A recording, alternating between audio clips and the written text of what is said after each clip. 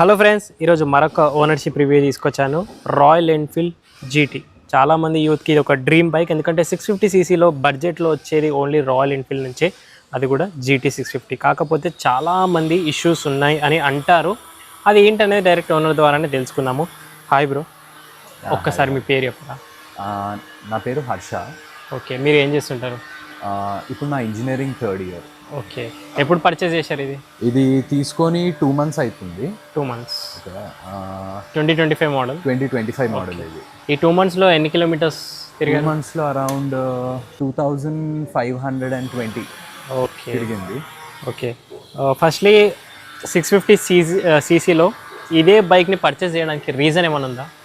Actually basically నన్ను అడిగితే the looks ఇంకొకటి 650cc సెగ్మెంట్ ఇంజన్ కాబట్టి it's like ready to go motor cycle కాబట్టి ఎక్కడికైనా వెళ్ళిపోవచ్చు. అండ్ ఈ బైక్ ఉన్నంత క్రేజ్ రాయల్ ఎన్ఫీల్డ్ సెగ్మెంట్లో అయితే బేసిక్గా ఏది లేదు.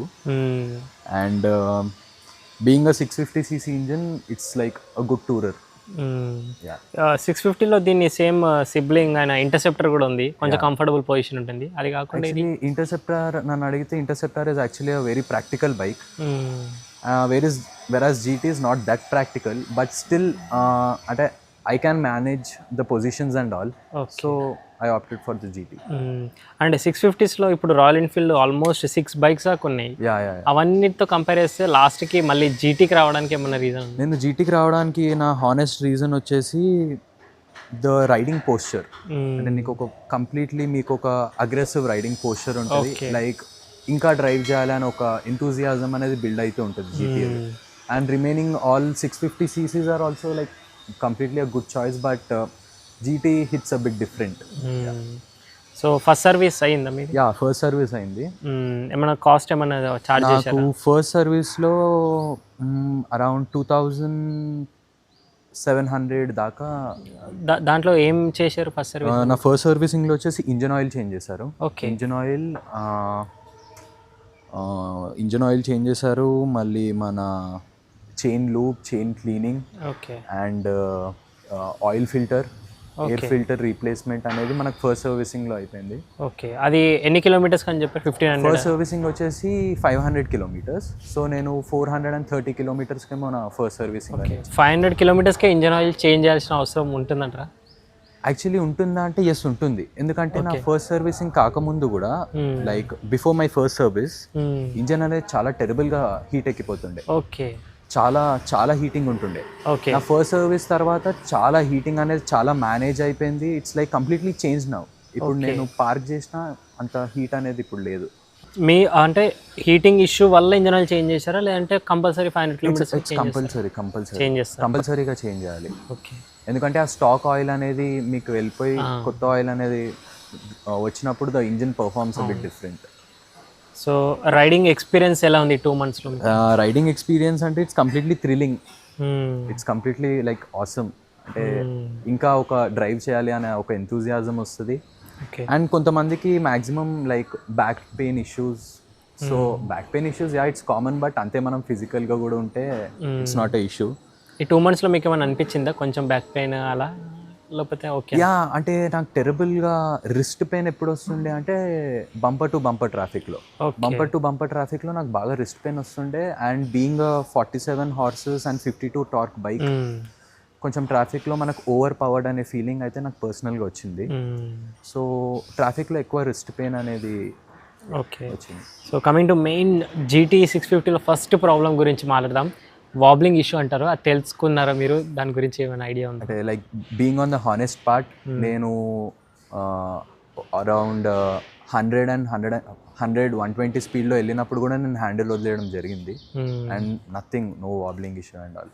ఓకే, మెయిన్గా లాంగ్ వీల్ బేస్ వల్ల అండ్ వాళ్ళు ఇచ్చే టైర్స్ ఏవైతే ఉన్నాయో దానివల్ల వాబ్లింగ్ వస్తుంది అంటారు. టైర్స్ మీకు ఏ బ్రాండ్ ఇచ్చారు? టైర్స్ ఇది వచ్చేసి these are Vredestein. Okay, these are Vredestein tyres. Okay, and the tyre grip quality అనేది అయితే ఇట్స్ టాప్ నాచ్ నన్ను అడిగితే. ఓకే, అంటే ఈ సెగ్మెంట్లో ఇంత గ్రిప్ యాక్చువల్గా మీకు ఇంటర్సెప్టర్ కూడా రాదు నన్ను అడిగితే. సో ఇంటర్సెప్టర్కి కూడా రెడిస్టియన్ టైర్స్ ఇవ్వలేదు, వేరే జీటీకి వచ్చింది. ఓకే, సో టైర్స్ అయితే హై గ్రిపీ టైర్స్. అండ్ అంటే నేను రెయిన్లో కూడా నడపడం జరిగింది. అండ్ నాకు ఎక్కడ బండి కొంచెం అటు ఇటు షేక్ అవ్వడం, వాబుల్ అవ్వడం లాంటి ఇష్యూస్ అయితే ఇప్పటి వరకు నాకు ఏం ఫేస్ కాలేదు. సో ఈ 2025లో టైర్స్ కూడా రిజాల్వ్ అయ్యాయి అనుకోవచ్చు, కంపెనీ నుంచి రిజాల్వ్ అయ్యింది. బెటర్ అయ్యారు. సో కమింగ్ టు టార్క్ గురించి మాట్లాడితే సెగ్మెంట్లో బెస్ట్ టార్క్ ఉంటుంది 52 Nm. బట్ పవర్ వైజ్గా మాట్లాడితే మాత్రం ఈ 650cc సెగ్మెంట్లో ఇట్స్ తక్కువ పవర్, ఇంకా దీనికే జీటీలోనే తక్కువ పవర్ అంటారు కంపేర్ టు నింజా అవన్నీ కంపేర్ చేసుకుంటే. ఇప్పుడు మనం ఫస్ట్ అర్థం చేసుకోవాల్సిన విషయం ఏంటంటే this is a cafe racer. అవి వచ్చేసి sports bikes, sports naked sports అవి. This is a cafe racer కాబట్టి it's like a completely normal minimal ఉంటుంది. ఓకే, అంటే జీటీ అనేది it's so goated, like cafe రేజర్ని స్పోర్ట్స్ బైక్స్తో కంపేర్ చేస్తూ ఉంటారు. So coming to second issue గురించి మాట్లాడితే జీటీలో ఇంకోటి వచ్చేది ఫస్ట్ వాబ్లింగ్ అయితే, second brake issues, brake fail అయిపోవడము. చాలా వీడియోస్ చూస్తాయి ఇన్స్టాలో, బ్రేక్ ఫెయిల్ సడన్గా అయిపోవడము, క్యాలిబర్ ఫెయిల్ అవ్వడం. వాళ్ళ దగ్గరికి వెళ్తే మాస్టర్ సిలిండర్ చేంజ్ చేస్తూ ఉంటారు అంటారు. బట్ మీరు అది ఆలోచించారా ఇప్పటివరకు ఏమైనా ఇష్యూస్ లాగా? బ్రేకింగ్ ఇష్యూస్ నన్ను అడిగితే the brakes are like just okay, like normal. అంటే it's not that good or not that bad, it's normal. అంటే మన సిటీకి it's like good to do. Okay, whereas హైవేస్లో మాత్రము కొంచెం brake pads, disc pads change చేయాల్సిన అవసరం ఉంటుంది. సో కమింగ్ టు బ్రేకింగ్ గురించి మాడితే తర్వాత చాలామంది క్యాలిపర్స్ని చేంజ్ చేస్తూ ఉంటారు. సో వాళ్ళు ఇచ్చే క్యాలిపర్స్ అంత క్వాలిటీ ఉండవని. బట్ మీకేమైనా ప్లాన్స్ ఉన్నాయా మళ్ళీ? ఫ్యూచర్లో డెఫినెట్లీ నేను కూడా చేంజ్ చేయాలి. ఎందుకంటే ద బ్రేకింగ్ ఇస్, అంటే చెప్పినట్టు it's not that great or not that bad, it's just like normal. ఈ 2000 కిలోమీటర్స్లో మీరు ఏమైనా లాంగ్ డ్రైవ్స్ చేశారా? లాంగ్ రైడ్స్ అంటే 2000 కిలోమీటర్స్లో లాంగ్ డ్రైవ్ అంటే, లాంగ్ డ్రైవ్ అయితే నేను ఏం వెళ్ళలేదు. Okay, like every weekends or city days I like ఒక 20-30 kilometres I keep on travelling. Maximum highest stretch చేసింది ఎంత వరకు మీరు?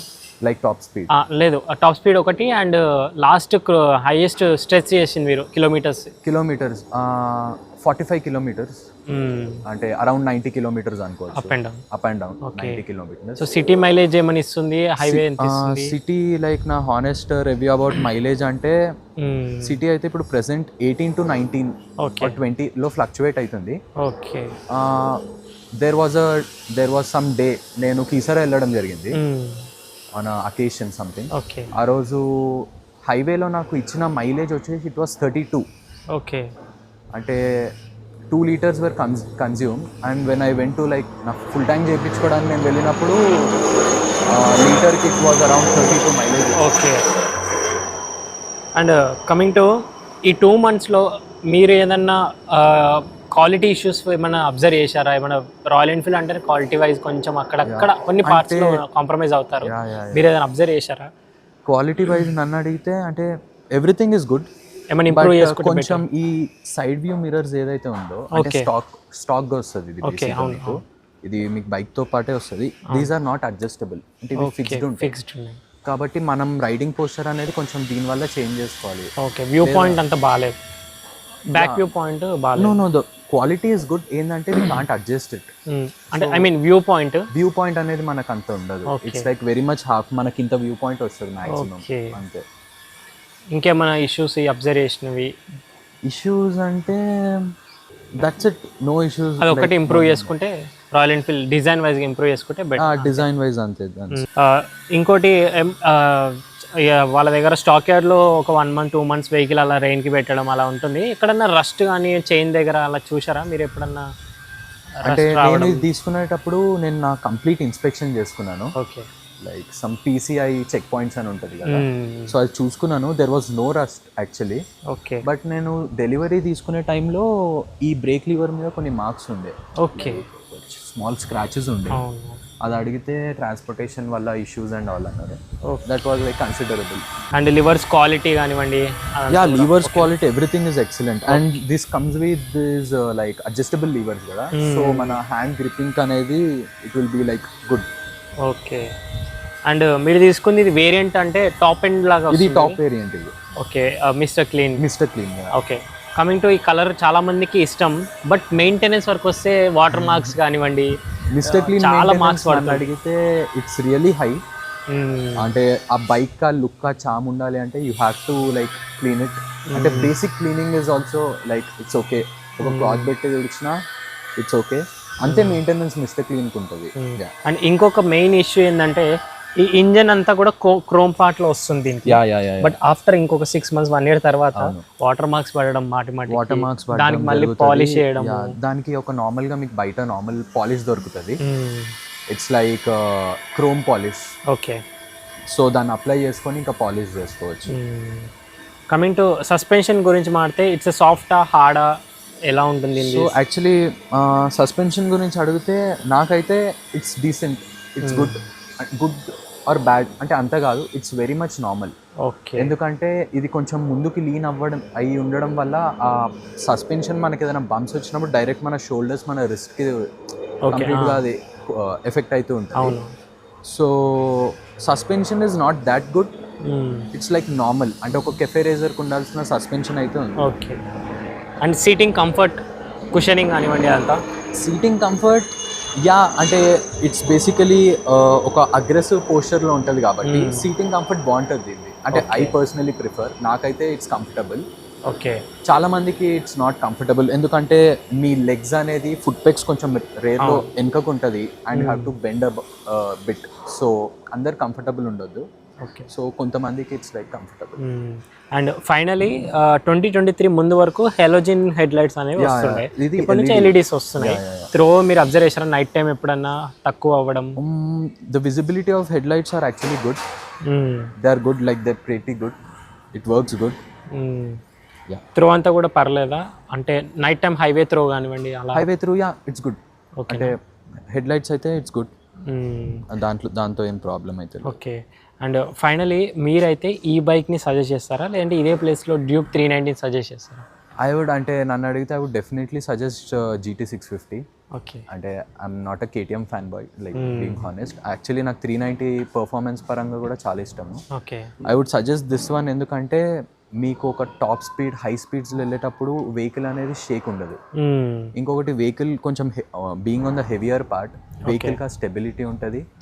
ఇట్స్ మచ్ మోర్ లైక్ కొంచెం బిగ్ సైజ్ ఉండడం వల్ల మీకు అడ్వాంటేజెస్ ఉంటుంది. అండ్ ఫైనలీ ఒక్కసారి దీని డౌన్ పేమెంట్ EMI ఒక షేర్ చేసుకోరా, ఎంత వస్తుందో ఆన్ రోడ్ ప్రైస్తో పాటు? ఆన్ రోడ్ వచ్చేసి ఎంత పడ్డది? ఆన్ రోడ్ వచ్చేసి this was around 440. Okay, 4,40,000. So 4,40,000గా ఇప్పుడు మీరు లైక్ ఆన్ క్యాష్ తీసుకుంటే ఇట్స్ లైక్ 4,40,000. ఓకే, మీరు ఇన్ కేస్ EMI ఆప్షన్కి ఆప్ట్ చేస్తే depending on your interest and your tenure, okay, it might go till 5 lakhs. Okay, మీరైతే EMI process వెళ్ళారా cash ఉన్నా? దిస్ వాజ్ ఇది మొత్తం హాఫ్ ఉండే, లైక్ 50% EMI తీసుకున్నాము, 50% క్యాష్ తీసుకున్నాము. ఓకే, ఎస్టిమేటెడ్ EMI ఎంత వస్తుంది? అరౌండ్ 17,000. 17,000 ఫర్ 2 years ఉంటుందా? 12 months. 12 months, 1 year. Okay, so ఇంకా ఏమన్నా ఇష్యూస్ కానివ్వండి, ఏమైనా ఇప్పటివరకు ఇష్యూస్ అంటే యాక్చువల్లీ ఒక టైర్ హగ్గర్ అనేది వెనకాల వచ్చుంటే it would be more grateful actually. ఎందుకంటే మీకు ఇప్పుడు వర్షంలో వాటర్లో ఎక్కడికైనా వెళ్తే కంప్లీట్గా మీకు ఆ వర్షంది వాటర్ డర్ట్ అనేది మీకు ఇక్కడ ఎగ్జాస్ట్లో మీద పడుతుంది. సో ఎగ్జాస్ట్లో మీద పడడంతో ఇట్స్ లైక్ అడిషనల్ క్లీనింగ్ మీకు నెసెసరీ పడుతుంది. సో ఒక టైర్ హగ్గర్ ఉంటుంటే ఇట్ వుడ్ లైక్ కొంచెం మినిమల్ ఉంటుండే, అంత ఉండకపోతుండే ఎగ్జాస్ట్లో మీద. అండ్ ఇంకొకటి నా కంపెనీ రిక్వెస్ట్ ఏంటంటే 4,40,000కి బల్బ్స్ ఇవ్వడం అనేది. ఇది కంప్లీట్లీ దీస్ ఆర్ హాలోజన్. ఒక మనకి లైట్ మాత్రమే మనకి LED ఇచ్చారు. దీస్ ఆర్ కంప్లీట్లీ LEDs ఇచ్చుంటే టర్న్ ఇండికేటర్స్ కూడా ఇంకా అప్గ్రేడ్ చేస్తే it would be really good. ఒకటి ఫీడ్బ్యాక్ అనుకోవచ్చు. It would be really good. So ఇది బేసిక్గా దీనివల్ల ఏంటంటే బ్యాటరీ కన్సంప్షన్ అనేది ఎక్కువ అవ్వడం అవుతుంది. ఎగ్జాక్ట్లీ, ఎక్కువసేపు we can't turn on the hazard switch and all. And coming to ఈ ప్రైస్ పాయింట్లో అండ్ సెమీ డిజిటల్ అనలాగ్స్ ఇవ్వడం, ఇది లుక్ వైజ్గా బాగుంటుంది. బట్ ఇప్పుడు అంతా ఫుల్లీ డిజిటల్ అయిపోయింది కదా. అంటే ఇది ఒక కెఫెరేజర్ అని as I mentioned it before. So ఒక ప్రాపర్ కెఫెరేజర్ లుక్గా ఇది వస్తుంది. ఓకే, సో అంతే. బట్ అదర్ రాయల్ ఎన్ఫీల్డ్స్ లాగా ఇప్పుడు ఫుల్లీ డిజిటల్ లాగా చేశారు కదా, యా బట్ అలా ఇచ్చినా కూడా బాగానే ఉంటుంది. బట్ ఇది కూడా ఓకే, యా దిస్ ఇస్ ఇది నచ్చే వాళ్ళకి నచ్చుతుంది. ప్రాపర్ కెఫే రేజర్ ఫీల్ రావడానికి ద ఇన్స్ట్రుమెంటల్ క్లస్టర్ అనేది ఇలా ఉంటుంది. అండ్ సో ఒకటే ఒకేషన్ మీరు చెప్పింది మిరర్స్ ఒక డిజైన్ ఒకటి అంతే, yeah and bulbs of indicators ఒకటి అంతే. ప్రైస్ పాయింట్లో ఈ రెండు కన్సిడర్ చేస్తే బాగుండేది. మిగతా ఇంకా మీరు లాంగ్ టర్మ్ రివ్యూలో ఏమైనా ఇష్యూస్, వాఫ్లింగ్ ఇష్యూస్ కానీ, chain issues, breaking issues, suspension issues ఏమైనా ఉంటే ఒకసారి లాంగ్ టర్మ్ రివ్యూ కూడా షేర్ చేసుకోండి ఆఫ్టర్ 10,000 kilometers. అప్పుడు తెలుస్తుంది ఏమన్నా ఇష్యూస్ ఉన్నాయనేది. సో ఈ రివ్యూ మీకు హెల్ప్ఫుల్ అయిందని అనుకుంటున్నాను. అండ్ మీరు కూడా ఇలాగే మీ ఓనర్షిప్ రివ్యూని మన ఛానల్ ద్వారా షేర్ చేయాలంటే బైక్ ఖర్చు తెలుగు ఆఫీషియల్ ఇన్స్టా పేజ్ ఉంది, అక్కడ మెసేజ్ చేయండి. లేదంటే వాట్సాప్ నెంబర్ స్క్రీన్ పైన యాడ్ చేస్తున్నాను, అక్కడైనా మెసేజ్ చేయొచ్చు. ఏ 2-wheeler అయినా 4-wheeler అయినా హైదరాబాద్ వరకు నేను మీ వరకు వచ్చి రివ్యూ తీసుకుంటాను. Thank you so much watching. See in the next video. Ride చేసే వాళ్ళందరూ స్టాండర్డ్ హెల్మెట్స్ వేర్ చేయండి, డ్రైవ్ చేసే వాళ్ళందరూ సీట్ బెల్ట్స్ వేర్ చేయండి.